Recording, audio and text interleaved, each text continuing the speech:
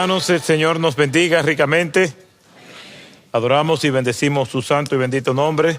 Vamos a su palabra, dándole continuidad al tema que hemos venido tratando, lo que ningún discípulo del Señor debe olvidar.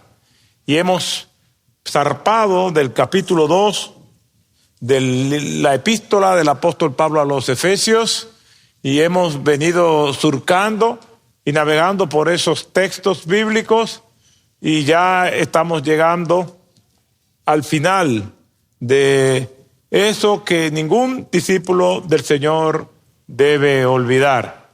No debe olvidar cuál era su condición antes de tener al Señor, no debe olvidar la obra de Cristo y no debe olvidar el propósito para el cual el Señor lo ha salvado.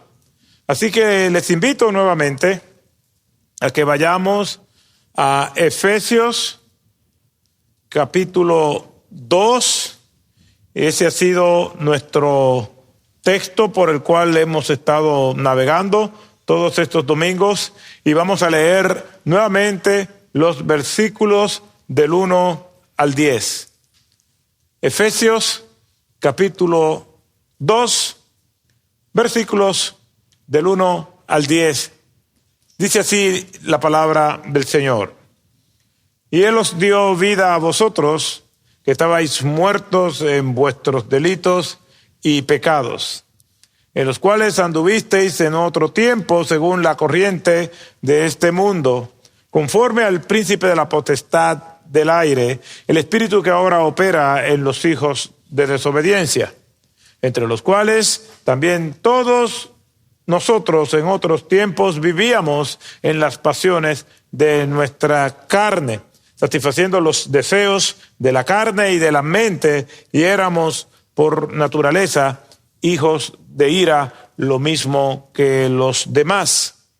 Pero Dios, que es rico en misericordia por causa del gran amor con que nos amó, aun cuando estábamos muertos en nuestros delitos, nos dio vida juntamente con Cristo. Por gracia habéis sido salvados.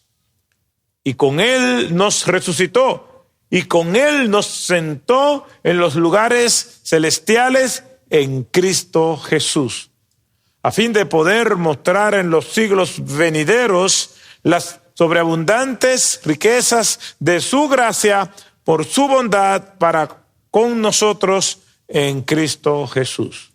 Porque por gracias habéis sido salvados por medio de la fe, y esto no es de vosotros, sino que es don de Dios, no por obras para que nadie se gloríe, porque somos hechura suya, creados en Cristo Jesús para hacer buenas obras, las cuales Dios preparó de antemano para que anduviésemos en ellas.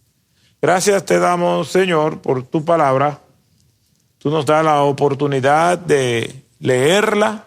Te pido, oh Señor, que me permita comunicarla con fidelidad, con claridad y notoriedad, con el propósito de que podamos aplicarlas a nuestras vidas.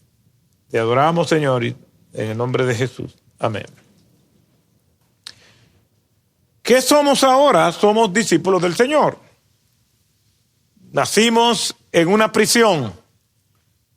Y ya recordamos la ilustración. Todos los seres humanos nacimos muertos en nuestros delitos y pecados. En esa prisión. No era un hermoso cuarto decorado y en una cuna, sino que nosotros nacimos en una prisión, y en esa prisión dentro estaba el ataúd, como nosotros podemos ver en la imagen. Y es la manera en que yo concibo que todos nosotros hemos nacido, por lo que dice la evidencia bíblica, lo que dice la palabra de Dios. Nacimos muertos en nuestros delitos y pecados.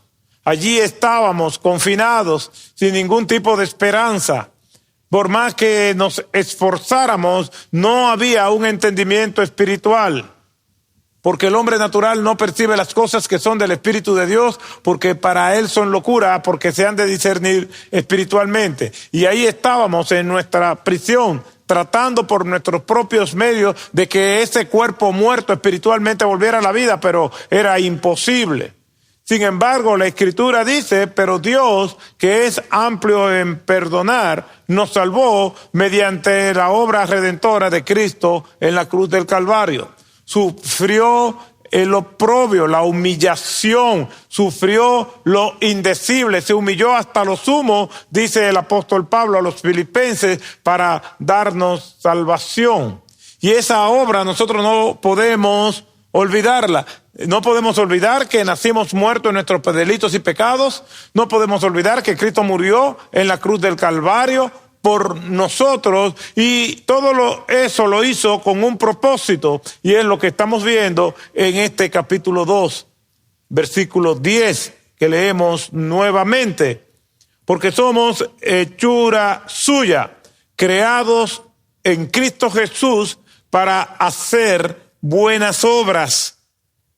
Para hacer buenas obras. Ese es el propósito por el cual el Señor nos salvó. Murió en la cruz, pero no simplemente era que nosotros fuéramos salvados. No es que nosotros somos salvos y ya. No, hay un propósito, y ese propósito es que nosotros hagamos buenas obras, demos testimonio de que verdaderamente el Señor nos ha salvado. Y esas buenas obras el Señor las preparó de antemano para que nosotros anduviésemos en ella. Somos hechura suya, literalmente la obra maestra de Dios. La palabra hechura significa que somos una obra especialmente hecha por el Señor. Es el término poiema, que puede ser traducido sin ningún tipo de temor como somos la obra maestra de Dios. Dios se esmera porque de toda la creación, solamente en nosotros es que Dios conecta mediante la quebrantar tu privacidad para darnos de su imagen y de su semejanza. Dos términos que son casi sinónimos para reforzar que realmente Dios compartió algo con nosotros. Por eso somos su obra maestra. No es el resto de la creación, somos nosotros. Y esa imagen y semejanza significa, quizás resumiendo lo que quiere decir el término, que Dios comparte con nosotros sus atributos comunicables. Podemos comunicarnos con Él con nosotros y nosotros entre nosotros mismos, y entendernos que Dios nos da una responsabilidad, nos da una moral y nos da una dignidad. Dios hace eso especialmente con nosotros. Somos hechura suya, creados para buenas obras. Eso es lo que Dios ha hecho con nosotros.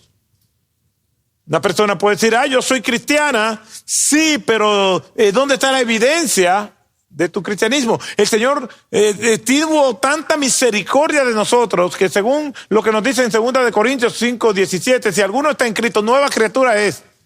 Es decir, todo lo que nosotros hicimos antes de tener al Señor, el Señor lo anula.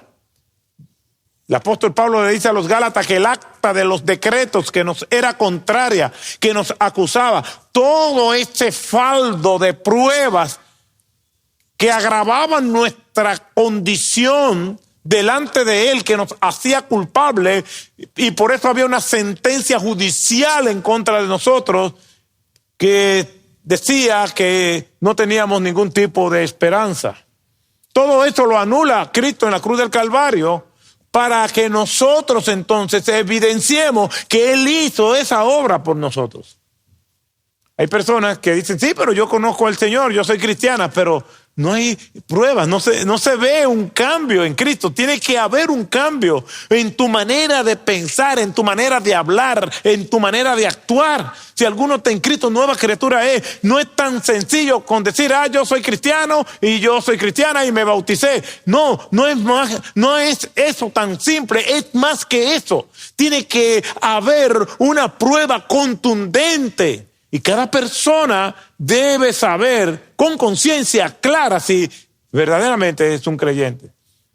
Pero como podemos engañarnos nosotros mismos, quienes nos rodean pueden certificar si realmente hay una obra en Cristo. Pregúntale a las personas que te conocen, ¿tú ves a Cristo en mí? ¿Hay un testimonio que yo puedo dar de que Cristo mora en mí? La Escritura dice claramente que si alguno está en Cristo, nueva criatura es. Primera de Pedro, capítulo 1, verso 3, dice: bendito sea el Dios y Padre de nuestro Señor Jesucristo, quien según su misericordia nos ha hecho nacer de nuevo a una esperanza viva mediante la resurrección de Jesucristo de entre los muertos.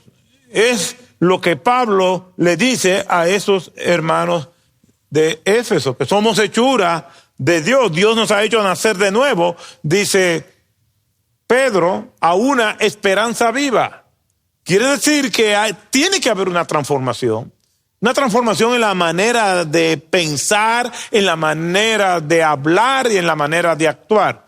No es que es un cambio de tal forma que no hay defectos, no, vamos a tener defectos y vamos a estar en un proceso de crecimiento que la Biblia nos muestra y que nosotros podemos llamarle como santidad progresiva, donde vamos buscando cada vez más el rostro del Señor, luchando en esa lucha sangrienta con nuestra carne, con nuestros deseos, con nuestras pasiones, pero seguimos luchando porque sabemos que el Señor no está a nuestro lado, y en esa lucha se evidencia un progreso espiritual.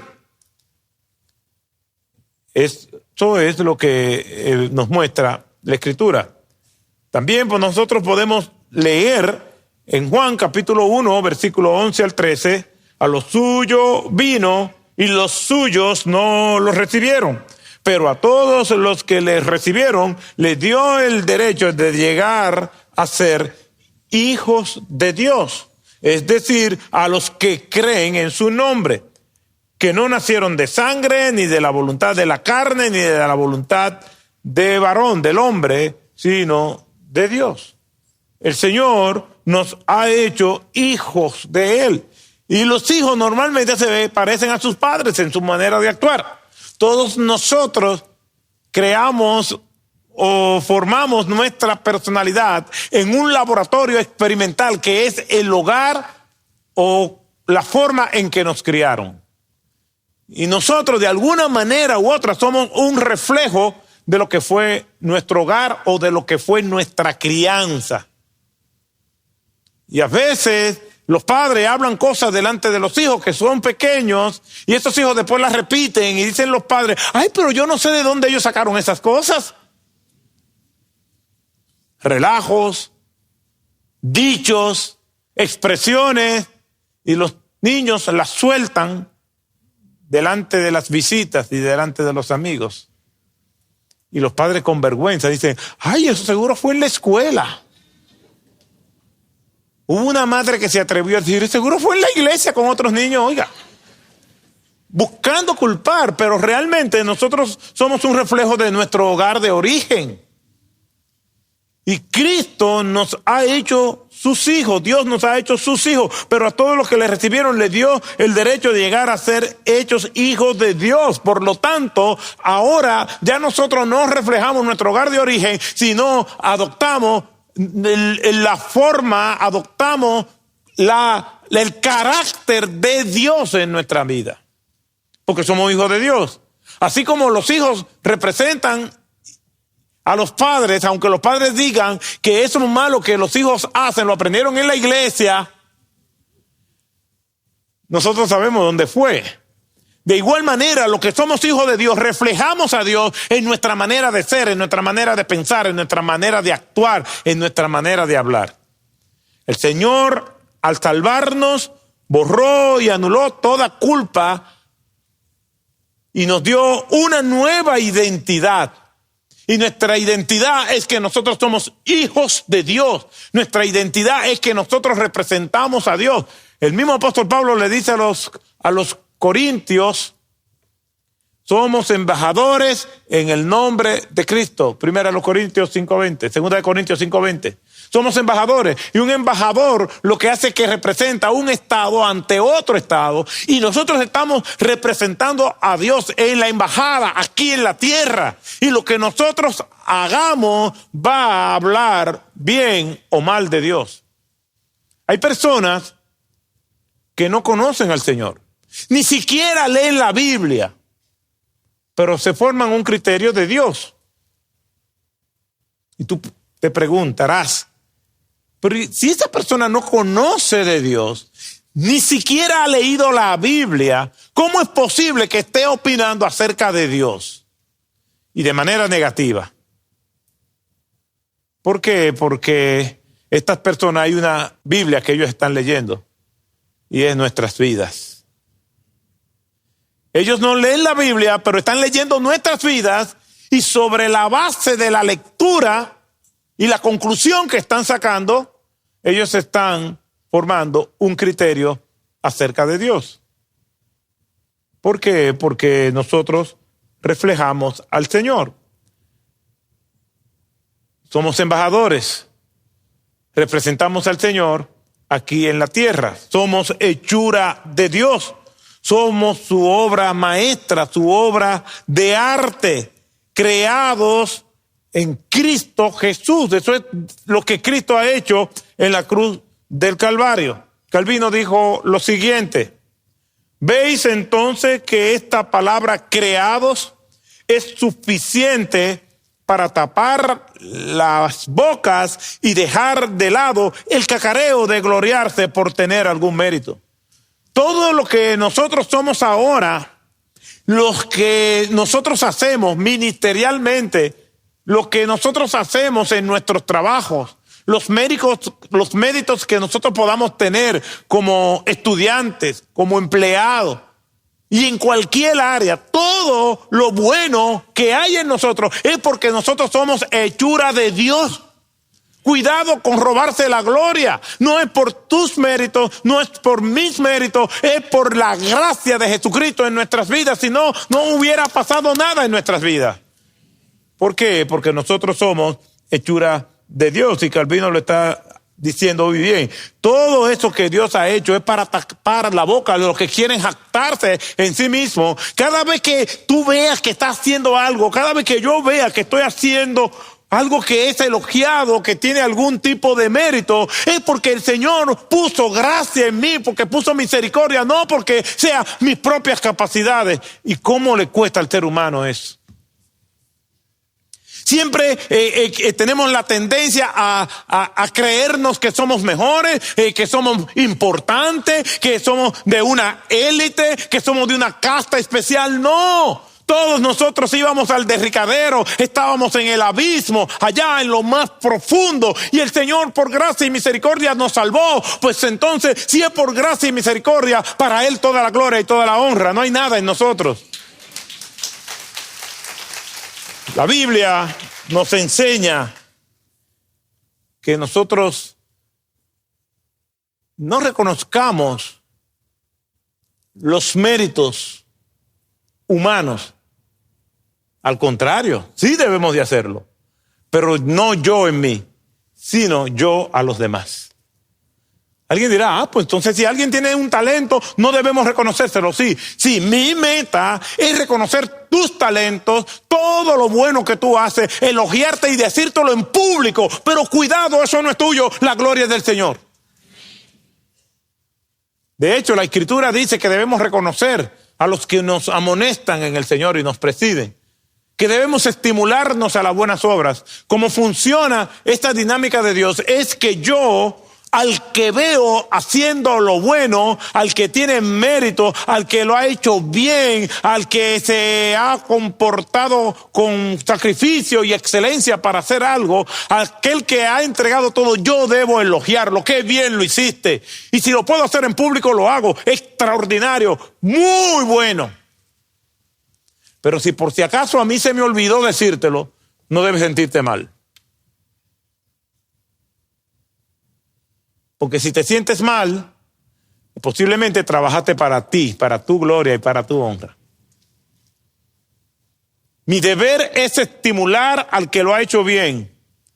Pero cuando yo lo hago bien, yo no debo esperar nada. Por varias razones. La primera es porque el mérito no está en mí. Es por la gracia y misericordia del Señor. Y lo segundo es que el ser humano es olvidadizo, por no decir mezquino. Y si estoy haciendo esto para que el humano me elogie y me lo reconozca, si no me lo reconoce, ¿qué voy a hacer? A veces decimos, es para la gloria de Dios, pero si no me felicita, me siento mal. Pero no era para la gloria de Dios.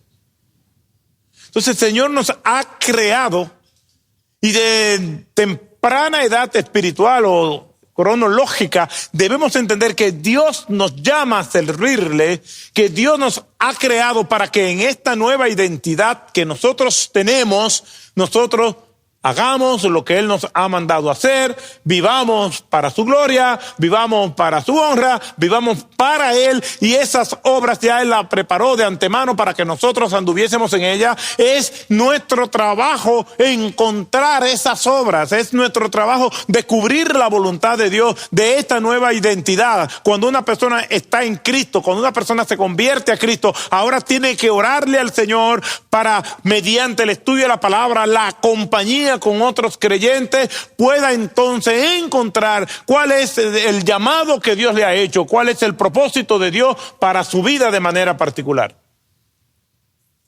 Precisamente eso compartía con algunos hermanos en el día de ayer. Que Dios tiene propósito en nuestras vidas, no es simplemente que ya Él me salvó y yo voy a vivir la vida cristiana como yo la perciba, como yo quiera. No, porque eso no es lo que dice el apóstol Pablo. El apóstol Pablo lo que nos está diciendo es que somos hechura suya, somos la obra maestra de Dios creado en Cristo Jesús para hacer buenas obras, para encontrar nuestro propósito en la vida. Ya que nacimos muertos en delitos y pecados, ya que por la obra de Cristo nos dio vida y nos colocó en el camino, nosotros estamos llamados a hacer buenas obras, pero nosotros vamos a descubrir cuáles son esas buenas obras, vamos a descubrir cuál es el camino por el que el Señor quiere que yo me conduzca. El Señor me salvó, pero es mi responsabilidad entonces saber cuáles son aquellas cosas que el Señor quiere que yo haga. Toda persona que conoce a Cristo, que se ha convertido a Cristo, tiene dones, tiene talentos que Dios le ha dado para que mediante esas herramientas que llamamos dones y talentos, entonces pueda hacer las buenas obras. Cuando Dios nos convierte, cuando el Señor nos salva, nos da unas cajas de herramientas, y en esa caja de herramientas están todos los instrumentos con los cuales yo voy a servir a Cristo. ¿Cuáles son los instrumentos? ¿Cuáles son los dones que Dios te ha dado? Es lo que es nuestra responsabilidad descubrir. Somos hechuras suyas, creados en Cristo Jesús para hacer buenas obras, lo cual indica que hay algo que yo tengo que hacer, que Dios me salvó, que Dios me escogió, que Dios me predestinó para algo. Eso podemos llamarle el propósito de Dios para mi vida en particular. Y es penoso cómo hay creyentes que creen, y pueden estar toda la vida equivocados, que creen que con venir el domingo ya con eso están cumpliendo con el Señor. Que el Señor los salvó simplemente para que estén maniatados y ya. Estás equivocado, hermana. Estás equivocado, hermano. Estás equivocado. Dios nos creó para buenas obras. Obra es acción. Obra es ejecución. Hacer algo para la gloria y honra del Señor. No es verdad que tú fuiste salvado para que venga. Dios te bendiga, hermano, que bien la pasamos en la iglesia, y te vas para tu casa y durante la semana entera haces lo que tú quieras. No necesariamente cosas malas. Pero, ¿cuál es tu propósito? Que ya estoy muy viejo. Sí, eso yo lo sé, no tiene que decirlo. Se te nota que estás viejo. Pero Dios llamó a Moisés a los 80 años. No, que me duele todo el cuerpo. Sí, se te nota también. Entonces yo te preguntaré, si no puedes moverte, y no puedes salir de tu casa, entonces ¿qué tiempo le dedica a la oración? Intercediendo por lo que podemos movernos todavía. ¿Qué tiempo le dedicas a la lectura de la palabra? ¿En qué ocupas tu tiempo libre a tus 80 años? No vamos a ser arbitrarios. Dios nos va a demandar por lo que podemos hacer, no por lo que no podemos hacer. Pero todo tiene un propósito mientras estemos vivos. Dios te mantiene vivo, pues todavía Dios tiene un propósito para tu vida. Lo grande es que creemos en el retiro y en la jubilación cristiana. Probablemente tú estás retirado o estás jubilado, o estás pensionado de tu vida laboral, pero no de la fe. Ahora, si tú quieres que Dios te jubile, pídele: Señor, llévame a tu presencia. ¿Cuántos dicen amén? ¿Cuántos hipócritas?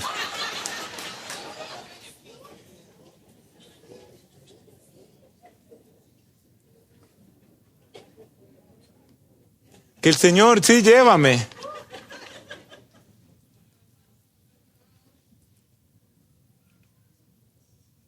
Siempre los padres, las personas mayores, siempre están diciendo: ay, yo no le quiero hacer carga. Yo quiero que el Señor me lleve. Una vez yo iba de viaje, mi querida madre estaba en casa, y yo la oigo cantando un himno que dice: cara a cara espero verle. Esos himnos además se cantan en funerales. Más allá del cielo azul. Cara a cara espero verle. Y así seguía cantando. Y yo: mami, pero tú no puedes cantar otra cosa que no sea eso. Y lo que me dice: ay, mi hijo, quién sabe si cuando tú vuelvas ya yo no estoy aquí. Oye, qué belleza.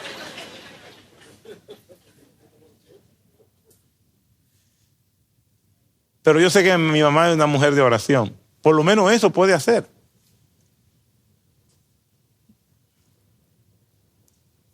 Todos estamos llamados a un propósito. En tu trabajo, ¿cómo estás glorificando a Dios? ¿Cómo estás desarrollando tu ministerio en tu trabajo? Porque dice el texto que somos hechura suya para buenas obras. En tu negocio, ¿cómo estás glorificando a Dios? En tu tiempo libre, ¿cómo estás glorificando a Dios? En tu jubilación, ¿cómo estás glorificando a Dios? ¿Cuáles son las buenas obras que estás haciendo para que el Señor se sienta complacido? Para que el Señor sea glorificado. Podemos estar jubilados de nuestro trabajo, y hablo a los que están jubilados y retirados, pero no estamos jubilados en Cristo Jesús, no estamos jubilados de ser cristianos. El Señor quiere que aún aquellos que no tienen nada que hacer laboralmente puedan decirle: Señor, ¿en qué puedo servirte? Aunque te esté doliendo todo el cuerpo, el Señor no te va a exigir de lo que no puedes hacer. El Señor te va a llamar a cuentas de lo que pudiste hacer y no hiciste. Si eso es a los jubilados y a los pensionados, imagínense a los que no estamos jubilados y pensionados, aunque cada vez más se me acerca más el tiempo a mí, en el invierno ya de mi ministerio, pero a ti, que tienes más juventud que yo. Todos aquellos que son cristianos, que son discípulos del Señor, no deben olvidar cómo nació, muerto espiritualmente. No deben olvidar lo que Cristo hizo en la cruz del Calvario, y no deben olvidar en este tiempo presente que el Señor nos ha llamado a hacer buenas obras. ¿Cuáles son esas buenas obras? ¿Cuál es ese propósito? Porque aquí dice que el Señor las preparó de antemano. Hay dos textos bíblicos que quisiera compartir con ustedes. El Salmo 25, 14. Y es un buen salmo y es una buena exhortación para esto que nosotros estamos hablando. Y dice la Escritura en el Salmo 25, 14: los secretos del Señor son para los que le temen, y Él les dará a conocer sus Me gusta más en la versión Reina Valera del 60. La comunión íntima de Jehová es con los que le temen y a ellos hará conocer su pacto. La Nueva Versión Internacional dice: el Señor brinda su amistad a quienes le honran y les da a conocer su pacto. La Nueva Traducción Viviente: el Señor es amigo de los que le temen y a ellos les enseña su pacto. ¿Quiere que el Señor te enseñe su pacto? Su pacto para ti. Lo que Dios tiene preparado para ti de manera particular y no para nadie. Para ti como persona única e irrepetible. Lo que Dios tiene para ti de antemano. Las buenas obras, ese camino que Dios preparó desde antes de que tú nacieras, desde antes que te convirtieras, desde antes que el mundo fuera creado, desde antes que los tiempos fueran llamados tiempos. Dios preparó todo eso para ti. Ahora, en un momento, en el tiempo y el espacio, tú naciste, te desarrollaste como pecador perdido, después creíste en Jesucristo, ahora Cristo te ha colocado justamente en el momento donde entras en acción y te ha salvado para que esas buenas obras que Él ha creado desde una eternidad pasada para ti y para mí, entonces tú descubras ese camino. ¿Tú te imaginas lo que significaría morirte y nunca haber encontrado ese camino, este propósito? Yo quiero que nos inquietemos, que tú en el conocimiento que Dios te ha dado, te inquiete y que ahora mismo haya una inquietud, una angustia, una carga en tu vida, porque tú te preguntes, ¿y cuál es ese camino? Si yo soy cristiano, no lo conozco. Estás en un gran peligro. Probablemente crees que eres cristiano y no lo eres, o estás en una franca y abierta desobediencia a Dios. Porque aquí dice que los secretos del Señor son para los que le temen. Es decir, ese plan único que Dios tiene dentro de los miles de millones que hay en el mundo, lo tiene exclusivamente para ti. Pero de la única manera que los vas a descubrir es si estás cerca de Dios.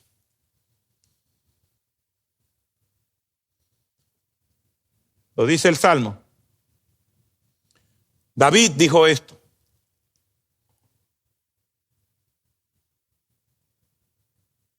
Lo dijo Jeremías. Jeremías 33:3, un texto bíblico que es muy conocido.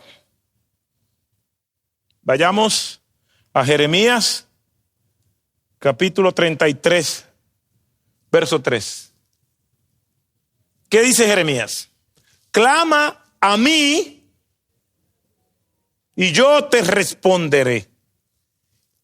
Ahora, ¿qué es lo que el Señor va a responder? ¿Qué es lo que el Señor quiere decirnos? Primero, de la única manera que el Señor va a responder es si nosotros le clamamos a Él. Si le conocemos. Lo que quiere decir que por más que quiera el Señor respondernos, responder viene de algo que vino primero. De una petición. De un clamor. No esperes que Dios te responda si no le clamas. Clama a mí, dice el Señor. Lo primero que el Señor quiere es que nos humillemos y vayamos delante de Él a clamar allí, a hablar con Él. Aunque no responda como nosotros queramos, ya el acto de clamar, de orar, es ganancia. Y para eso el Señor llama nuestra atención en nuestro caminar, porque no surge de manera espontánea el clamor. Entonces, ¿qué hace el Señor para que nosotros clamemos? Póngase a pensar. Dios quiere que nosotros clamemos a Él, nosotros no lo hacemos. ¿Qué Dios cree que hará para que nosotros clamemos a Él? ¿Quién me dice? Gríteme de ahí. ¿Qué va a hacer el Señor para que nosotros clamemos? Normalmente, ¿qué hacemos nosotros cuando vienen pruebas? Como Dios está tan interesado en que nosotros descubramos sus secretos, y Dios está tan interesado en que nosotros caminemos por esos caminos que Él ha preparado, nosotros vamos por otro lado. Distraídos, haciendo lo que creemos que más nos gusta, Entonces Dios dice, clama a mí, hijo mío, clama a mí, hija mía. Dobla tus rodillas, ora, para que entiendas que no es por ahí, es por aquí. Y nosotros no lo hacemos. Y cuando lo hacemos, le venimos a hablar de otras cosas. Ustedes no han vivido situaciones como esta.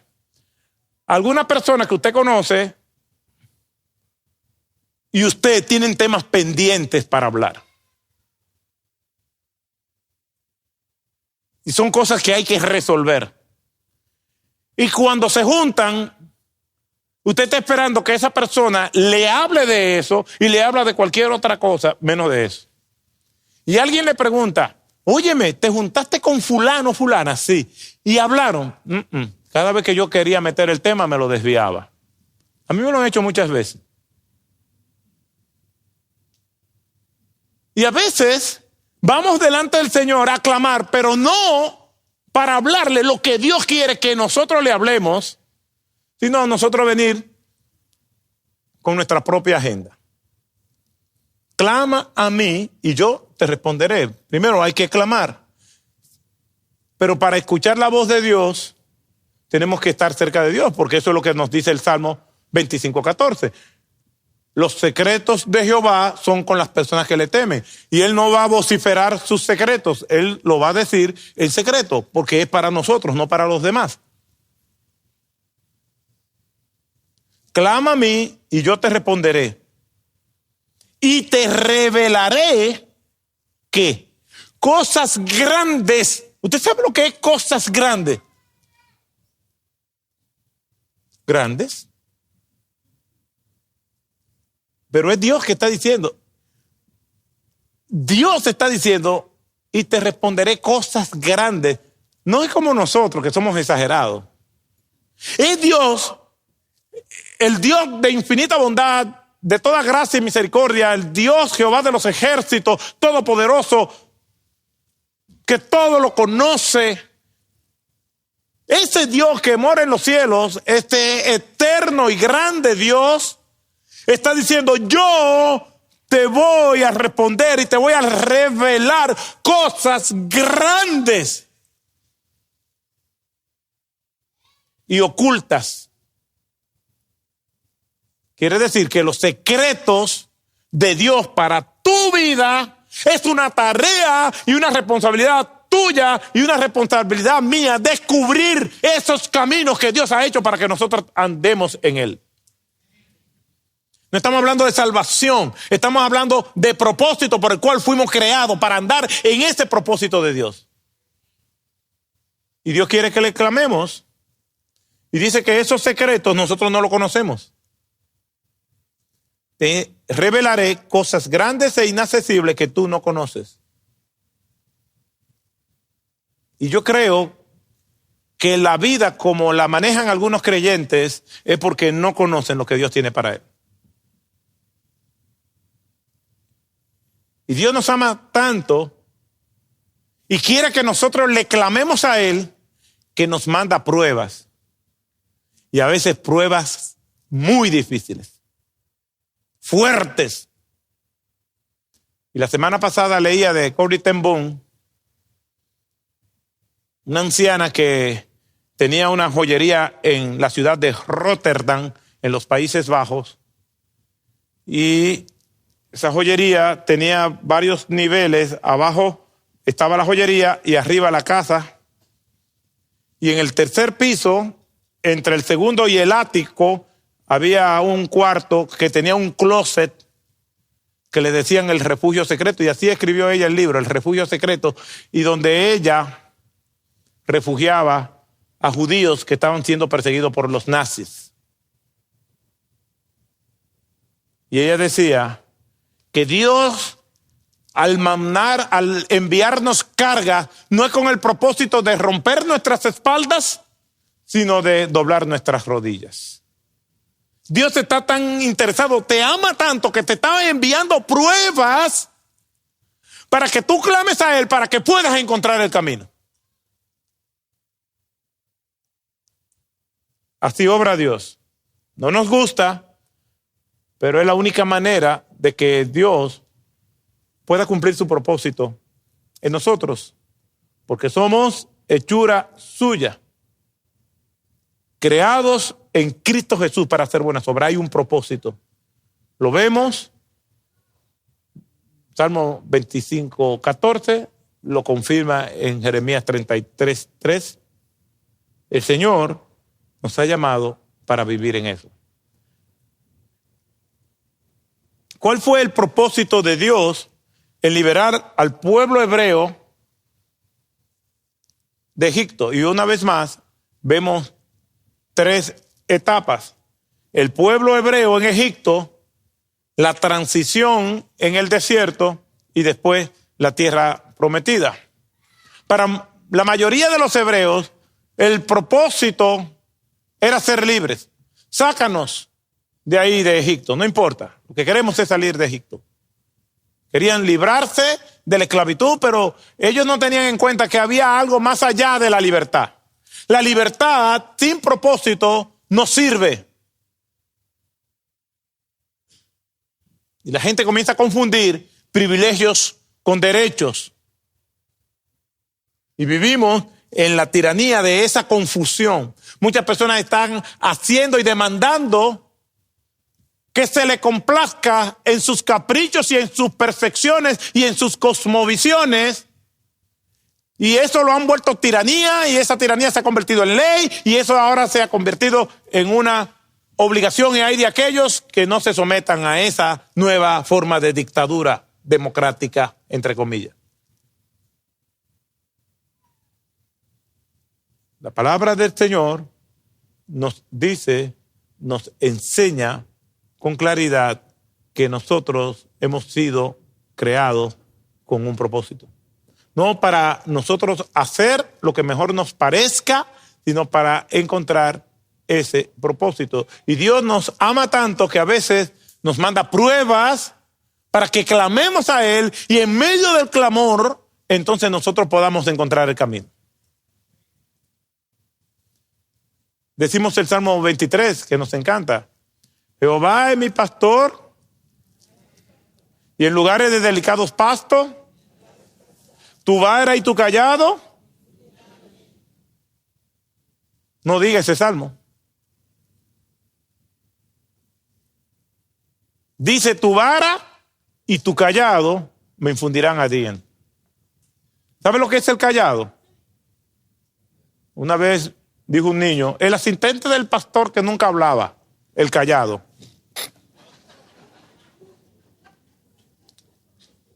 Tu vara y tu cayado. El cayado es un instrumento en forma de madera, en forma de bastón largo, que cuando las ovejitas se quedaban atascadas por algún lugar, el pastor simplemente ponía esto por la barriguita de la ovejita y la sacaba para rescatar a la oveja. Pero había otra manera también que él tenía para guiar el rebaño, y es la vara. Cada vez que era una especie de palo largo, cada vez que la ovejita se iba descarrilando, el pastor tiene la vara y el cayado. Ustedes no me la ven, pero la tengo.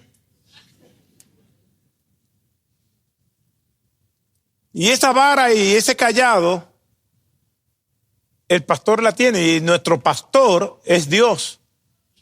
Y cuando nosotros estamos desviándonos, el Señor usa uno o usa otro instrumento para hacernos ver. El Señor preparó esas buenas obras, y si el Señor quiere que a cualquier precio andemos en esas buenas obras, pues entonces Él se va a auxiliar de cualquier método para que nosotros caminemos en esas buenas obras. El pueblo hebreo salió de Egipto y el propósito de ellos era ser libres. El propósito de Dios era más amplio, era llevarlo a la tierra prometida. ¿Y qué pasó con esa generación? No entró a la tierra prometida porque nunca entendieron que había un propósito con la libertad. La libertad no era simplemente el desierto, era más allá.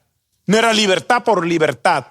no era salvación de los egipcios. Entonces, si era simplemente tener salvación de los egipcios, el desierto estaba bien, porque ya eran libres. Si el propósito era la libertad, la salvación de los egipcios, entonces ya cumplí con ustedes. Los dejé en el desierto, ya los liberé de los egipcios. No, había algo mucho más amplio, de mayor alcance, y era la tierra prometida. Muchos creyentes creen que el propósito de Dios es simplemente salvarlos. No, es más allá. Hemos sido creados nuevamente con una nueva identidad para andar por los caminos que el Señor quiere que nosotros caminemos ahora. Así como la gente nos vio en el ataúd, ahora el Señor quiere que el mundo nos vea como sal de la tierra, nos vea como luz de Cristo, nos vea dando testimonio de la obra que Él ha hecho en nosotros. Que nosotros reflejemos su grandeza, su poder, su majestad por medio de esas buenas obras. Si nosotros no andamos en esas buenas obras, entonces ¿qué testimonio estamos dando de Cristo? El domingo que viene terminaremos con esta parte, pero la tarea sigue. Si ahora la prueba del Señor te está doblando la espalda, si te tiene inclinado, no prestes resistencia. Doblas tus rodillas, que es lo que el Señor quiere. Para que pueda ver las cosas grandes que tú no conoces. Para que puedas vivir conforme a su gracia y misericordia.